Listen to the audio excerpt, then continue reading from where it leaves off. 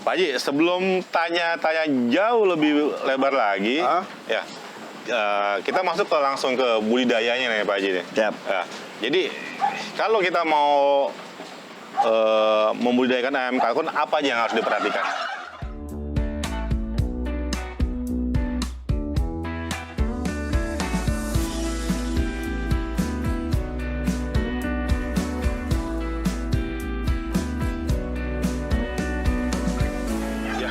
Pak Haji, supaya kita lebih jelas lagi nih dan bertanya lebih jauh lagi, langsung aja nih saya mau nanya budidayanya seperti apa sih? Ada trik-triknya nggak? Ada treatment-treatment khusus nggak untuk budidaya ayam kalkun? Kalkun itu kalau dilihat dari sisi daya tahan tubuh dia terhadap penyakit lebih kuat. Terhadap flu burung, terhadap tetelo yang biasa pada burung, pada ayam. Itu dia daya tahan tubuh dia lebih kuat. Tapi tidak disarankan bahwa pemeliharaan kalkun itu bersamaan dengan unggas lain. Tidak disarankan. Tapi kalau kita ada ayam tertentu yang kita suka, apa boleh buat dengan keterbatasan pekarangan. Tapi kalau misalnya memungkinkan ada pekarangan lain, di sebelah sisi mana, saya rasa biar aja fokus pada kalkun. Ya. Nah, kalkun ini nggak bisa kita pompa dia makan supaya pertumbuhannya lebih cepat. Nggak, dia stabil. Dan biasanya baru dipakai konsumsi itu antara 10 sampai 11 bulan. Itu berat dia sudah mencapai 5 sampai 6 kilo. Kan kalau di era sekarang kan ada yang istilahnya ada kayak unggas-unggas pedaging gitu. Ya. Nah, di kalkun juga ada nggak kayak gitu-gitu Pak Haji? Unggas pedaging bagaimana maksudnya? Iya. Pak? Jadi dikasih makanan biar banyak, biar dagingnya cepat pertumbuhannya. Oh, biar cepat pertumbuhannya. Kalkun nggak bisa Pak. Saya nggak pernah lihat itu karena yang pola makan dia itu tetap begitu, pertumbuhan dia juga. Hanya bedanya Pak, kalau di kita masih mudah dapat hijau daun, di luar negeri orang untuk mengatasi cuaca dingin segala macam dia pakai oil Pak, minyak. Jadi kalau ditanya antara lemak kalkun kita Indonesia sama luar negeri, masih rendah lemak kalkun Indonesia karena dia makan hijau daun itu. Kalau di luar negeri kan dia kasih oil Pak, itu lemak jenuh. Butadiena 1,3 itu unsurnya. Jadi dia memasukkan lemak pada si kalkun untuk mengatasi suasana cuaca dingin. Kita nggak perlu Pak. Kita masih banyak tersedia hijau daun. Ya, jadi memang pertumbuhan yang ada di ayam kalkun sendiri memang murni alami ya Pak Haji ya? Alami. Tidak ada rekayasa di situ ya? Nggak. Soalnya kan yang saya tahu, ya sampai ada kayak unggas-unggas lainnya itu dihancurkan, dirusak pankreasnya, biar orang bisa terpacu makan terus ya. Tapi di kalkun enggak Pak. Di kalkun cukup dia dengan hijau daun itu, terus ditambah dedap 15%, terus purnya 15%. Untuk dapat kadar protein segala macam. Ya. Jadi rendah betul. Nah, kendala?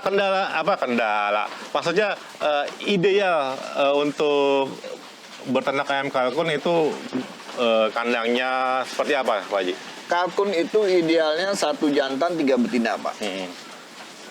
Betinanya harus lebih banyak dibandingin jantan. Karena pola bertelur kalkun juga nggak tiap hari, dia 2 hari sekali.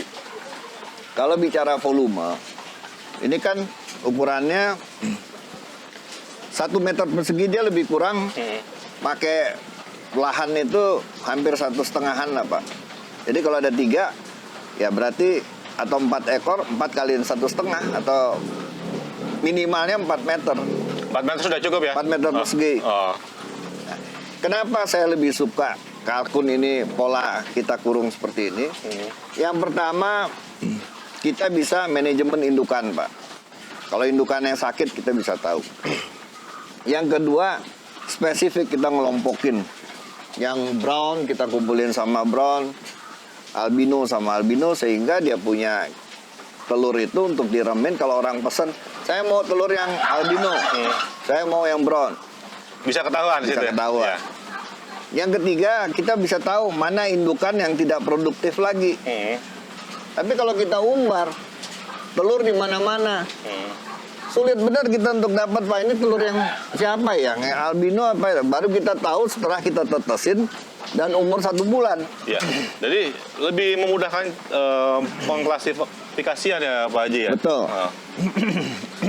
Nah, untuk bertelurnya sendiri itu berapa periode Pak Haji? Jadi gini, 1 tahun itu masa periode kalkun itu kita bagi per 3 bulan ya Pak. Kenapa 3 bulan? 1 bulan adalah masa produksi dia bertelur. Berapa banyak tuh biasanya?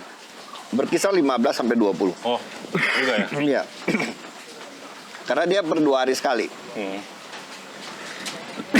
Yang kedua, dia mengalami proses mengeram telurnya. 28 hari itu Pak. Bulan ketiga, dia membesarkan anak sambil merontokkan bulu-bulu dia yang orang suka bilang mabung. Mabung, ya. Nah, pada bulan keempat dia mulai produksi lagi. Jadi kalau kita punya 1 indukan jantan 3 betina, maka dalam setahun dia 4 kali dia menetaskan anaknya.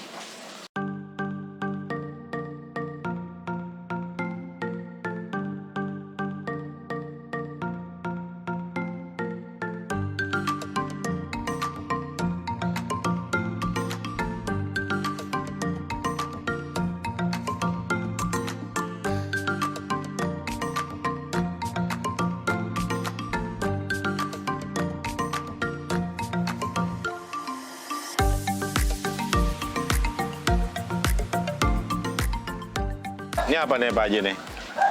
Saya akan kasih unjuk sama Pak Gatot.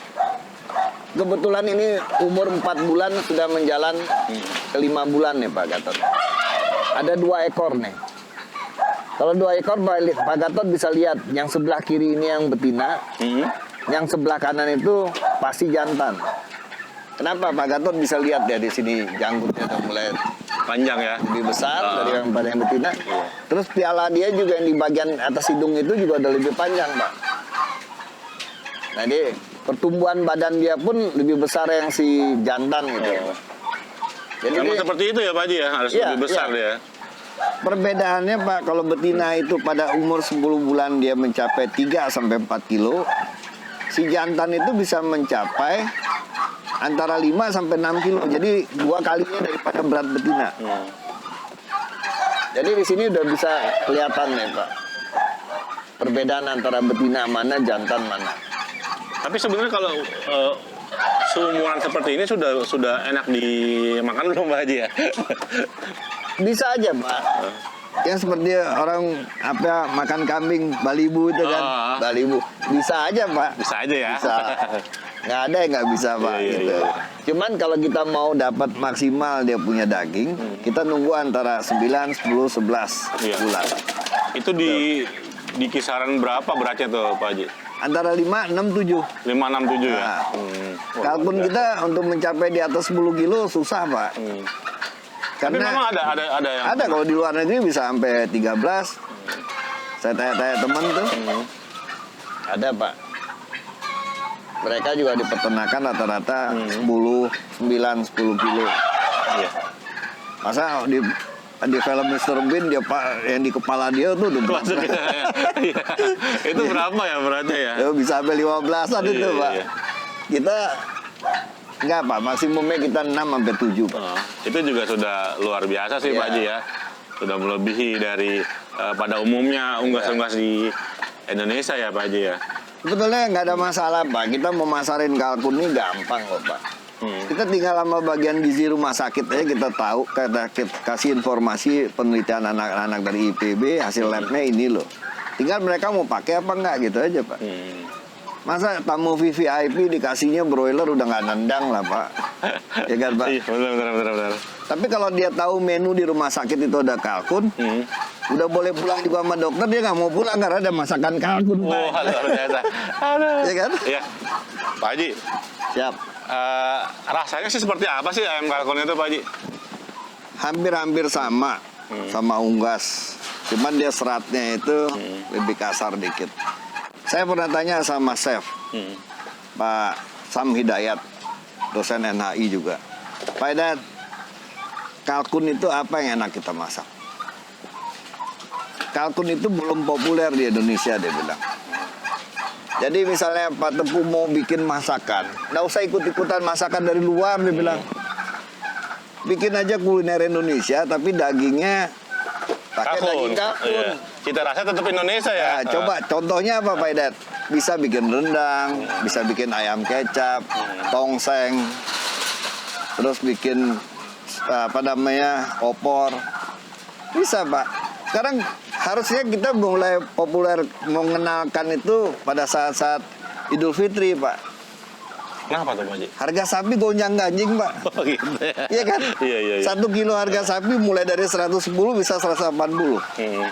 Kalkun karkasnya 100.000 Pak. Berarti 6 kilo. Jadi kalau orang bilang kita ajak makan ke rumah kita muliakan tamu. Kita makannya, wah saya nggak makan daging. Tapi makan ini nggak apa-apa karena ini daging kalkun. Satu kehormatan. Saya memuliakan tamu, saya kasih masakan kalkun coba Pak. Luar biasa. Iya Pak, itu makanan 4 sehat 12 sempurna udah. 12 sempurna ya? 12 sempurna Pak. Iya. Nah, untuk kendala yang biasa dihadapi di kalkun itu apa aja nih Pak Haji? Sebetulnya nggak ada Pak. Hanya dia masa rentang pertumbuhan aja mulai usia 1 bulan sampai 3 bulan. Setelah itu? Setelah lewat masa itu, masa kritisnya selesai Pak. Ya. Itu aja. Nah, saya penasaran, telur kalkun itu sebenarnya lebih besar dari ayam biasa atau bagaimana Pak Haji? Lebih besar dikit. Tapi kalau Pak Gatot pecahkan telur ayam negeri sama ayam kalkun, beda betul Pak. Mulai dari warna putihnya, warna kuningnya. Nanti kita buktiin Pak. Iya. Jangan nanti-nanti, sekarang aja ya. Ayo langsung. Sekarang kita buktiin. Lebih cepat, lebih bagus ya Pak.